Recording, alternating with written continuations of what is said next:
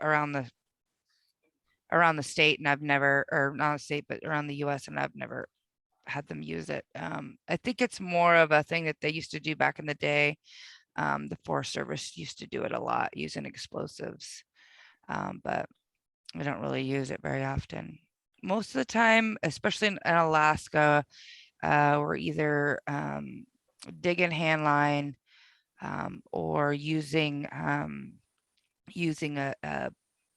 fire to black line, to stop the fire. But down in the States, it's a lot of like dozer lines and stuff. We try to use a lot of natural fuel breaks too, we'll run a fire into a waterway, because it's not going to go past that. So that's kind of like one of our tactics is, we're going to let the fire go to this river because we know it's going to stop, or run it up to the bottom of this mountain, because if it goes up the mountain, it's just going to go out at the top. So we use just as many natural features as we can. But most of the time, at least up here in Alaska, it's either going to be hand line, or doing a black line, burning out all the fuels so that there's no fuels. As the fire continues, it'll go out.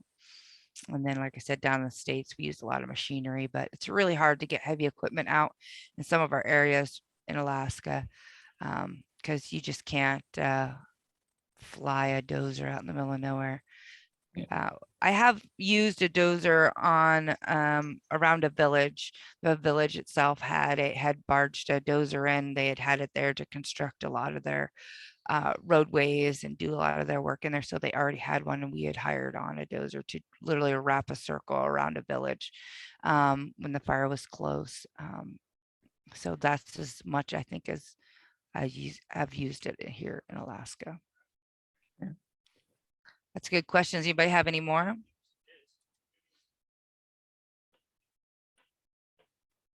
No. So this section they're about to do is a lot of urban interface, which we do a lot of up here.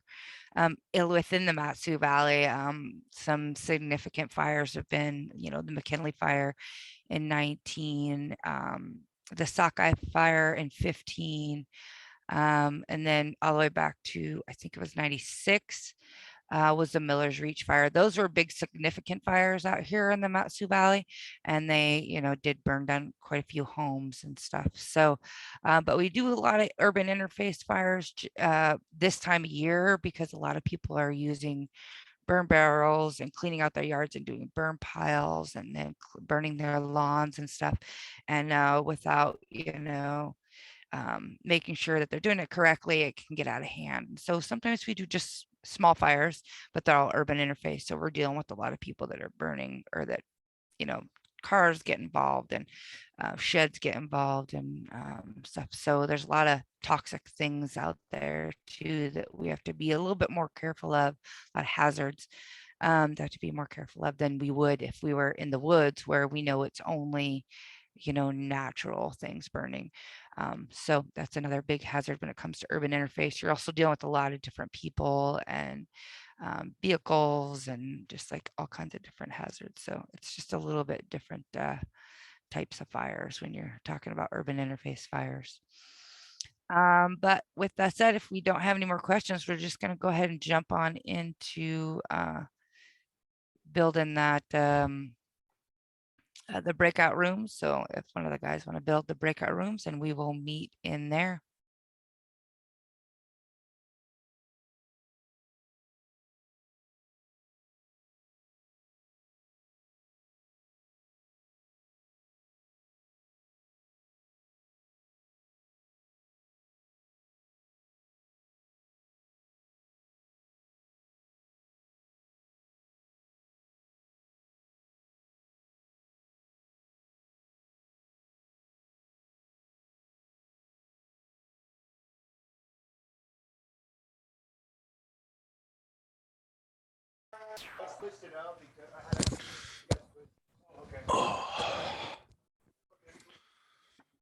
Morning, guys. Morning. Morning. All right. Good. Oh.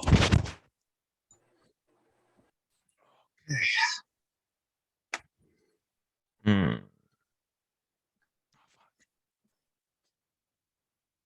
Where is it? Okay.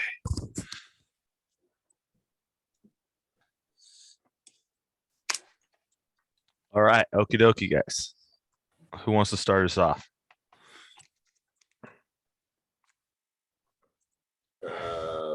Hazards for 100.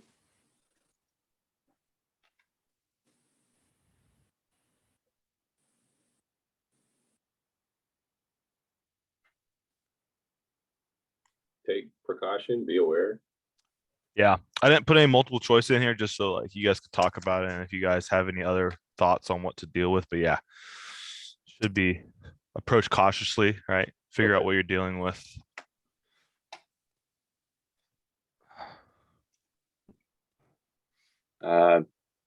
WUI 100.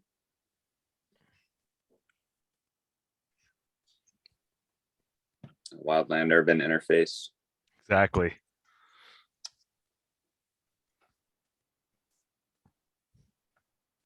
Structure protection 100. Parked facing outwards towards your escape. It's like you guys have already taken this class.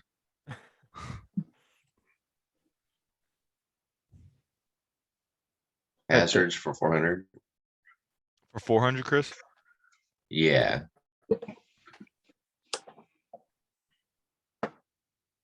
Sheds and garages.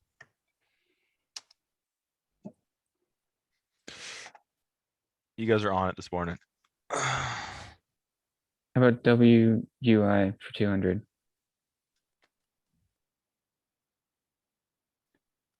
Structure triage. Good job. Hazards 200.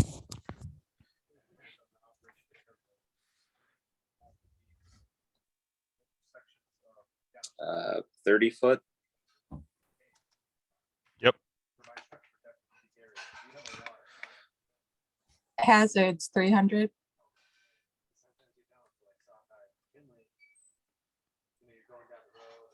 Propane tanks. Yep.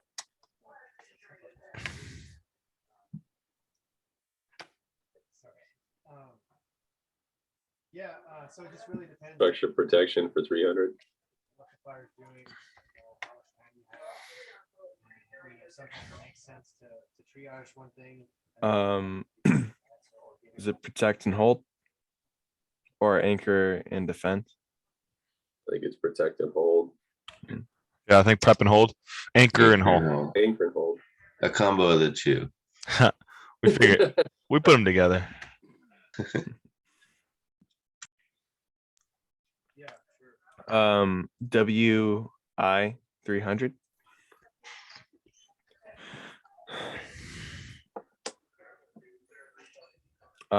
Behavior, fire behavior.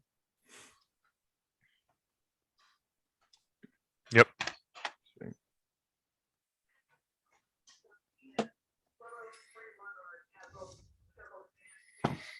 How about structure protection 200?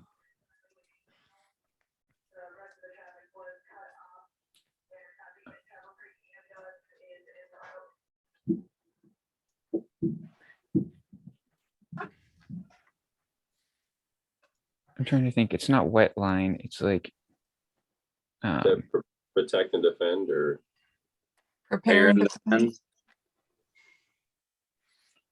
Yep, I think that should be prepare and defend. Yep. And in your RPG, they'll probably say some different things like prep and hold, rescue drive-by, stand alone, and some of those. So it might be a little bit different worded in your RPG, but it's pretty much the same. WUI 400.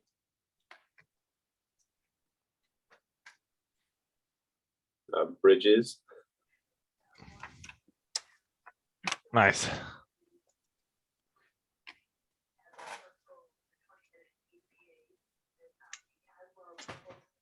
Probably the structure. last one, I guess.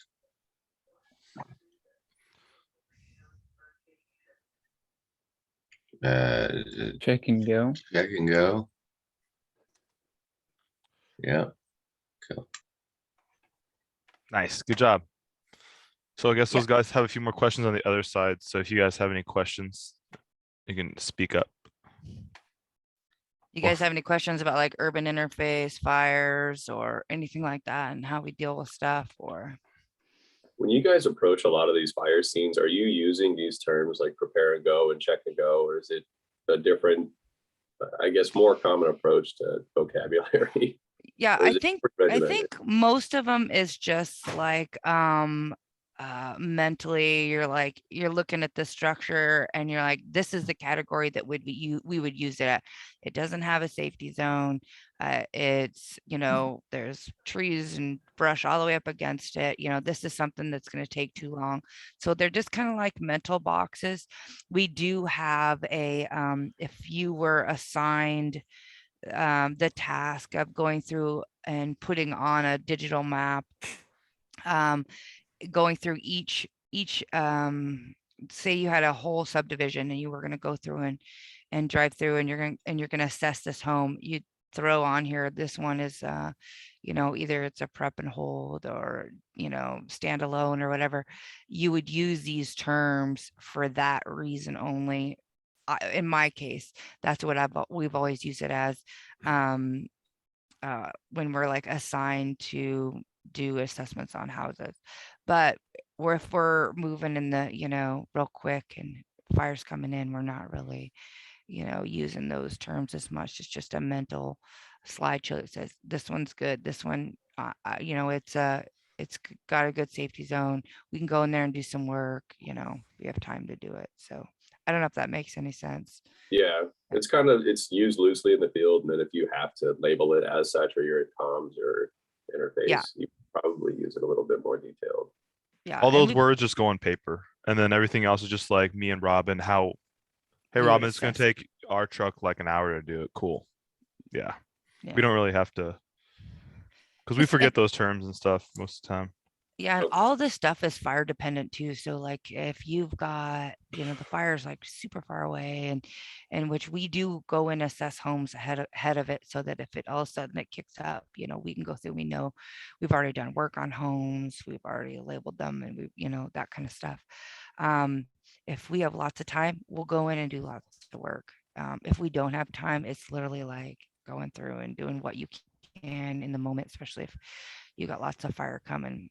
If you got lots of fire coming, sometimes it's just going to be a rescue, you know, or you're in evacuation mode, so you're knocking on doors and there isn't going to be any assessing, you know, homes. So it really depends on the fire behavior and how fast that fire is moving, Okay. then how much time you have. But yeah, we do a lot of like, I think I mentioned earlier, we do a lot of stuff, you know, urban interface stuff right now. This is the grass season. This is when people are cleaning their yards up and burning stuff. So and there's a lot of dead fuels right now. So it's really easily burned. Once we hit green up, then it's a little different story. It's not as as susceptible to burn. Anybody else got any questions about urban interface stuff or even how we work maybe with our cooperators? So power lines, they're just extremely dangerous during fire situations. Yeah. So for one obvious reason is water and electricity don't go together. Mm. So we have to be careful of those. Down fire, the fire poles burn. The lines are still active. So you have to be careful with that, even like approaching them. They're dangerous for helicopter use as well. So a lot of the times we'll just not go near them if we have to flag them off until we know that the electric company for sure has shut those down. Sometimes they have to come in and shut a certain, you know, get on a grid and shut a certain area down. And once we have confirmation, then we can come in. That happened a lot on the McKinley fire. In fact, it happens a lot down in the States too, because we get a lot of electricity fires, like winds blow, trees come down on electrical lines, that kind of stuff. That happens a lot. So That's kind of our, and we won't go near them. Like I said, we won't go near them until we know for sure they've been shut down. So it's a good question. Anybody else got any questions? When we do check and go, do we just literally just knock on the door and assume nobody's home if nobody answers and go to the next building? Yeah, and you can most of the time know if there's anybody there, you know, we'll check around the yard and stuff like that and make sure nobody's like working in the yard. But that's pretty much, you know, we're pretty much in evacuation mode by that time. So you're just letting people know, you know, it should be voiced over the radio at some point where the evacuation center is.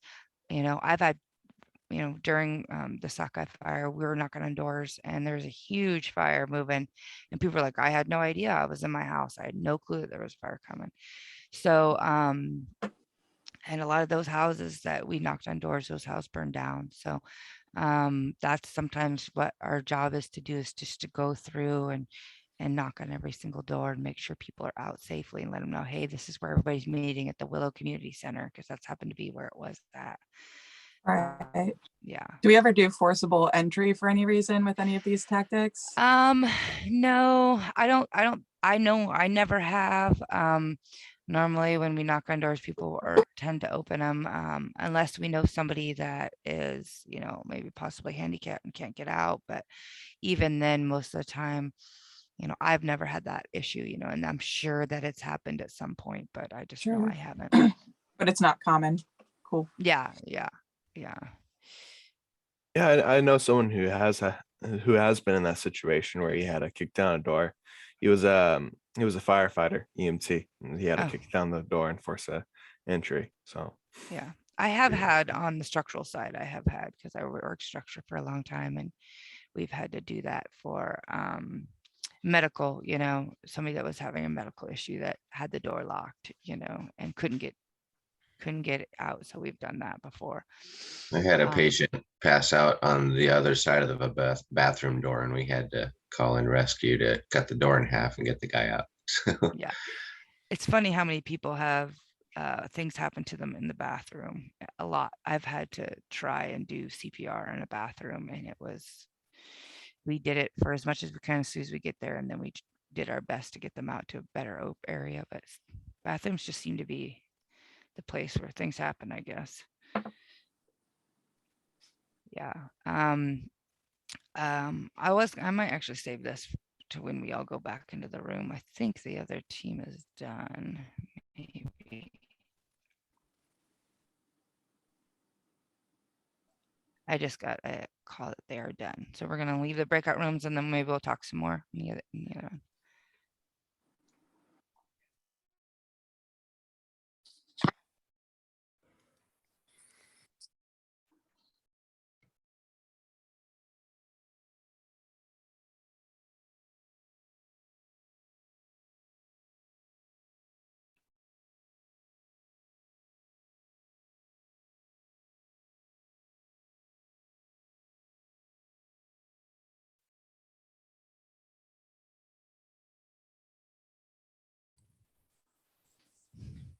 All right, guys. So that's just a quick Jeopardy game. I know we got lots of questions in both rooms, some good questions about doing urban interface. I will add that we rely a lot on our fire departments to help us out in some of this urban interface stuff. They usually are closer to the area, you know, in question. So if there's, you know, fire somewhere, they're usually closer. They'll get there, give us good size ups so that we kind of know what we have to work with and what kind of resources we need to call to get them going. Once we get on the scene, normally, you know, we'll tie in with the person in command there. And so forestry and, you know, one of the fire department, you know, chiefs or captains or whoever got there first that's, you know, in charge, will tie in together and then make a plan together. But ultimately we're in charge of anything that is wildland. So it'll eventually just go to us. But they have most of the water that we're using out there.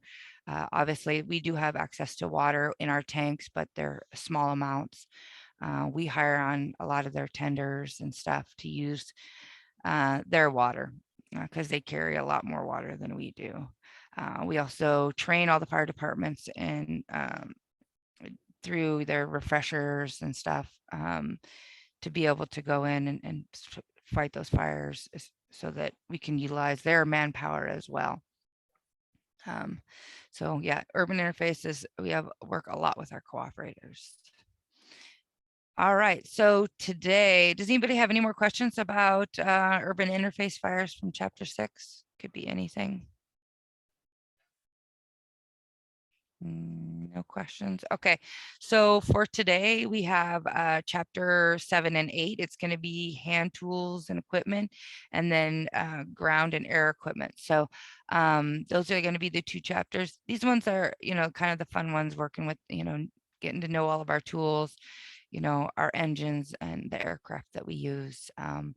So these are probably my favorite chapters. And then today, David Camacho and Brian Selmer are both going to be in charge of this evening at 3. I'm teaching another class, so they will be in charge. But yeah, today get chapter 7 and 8 done today, and then we will meet back at 3 o'clock this afternoon. All right, guys. Well, thanks for participating in our Jeopardy game today, and then I will see you guys at 3. Like I said, if you guys have any questions, you can go ahead and stay on. We're going to hang out for a little bit.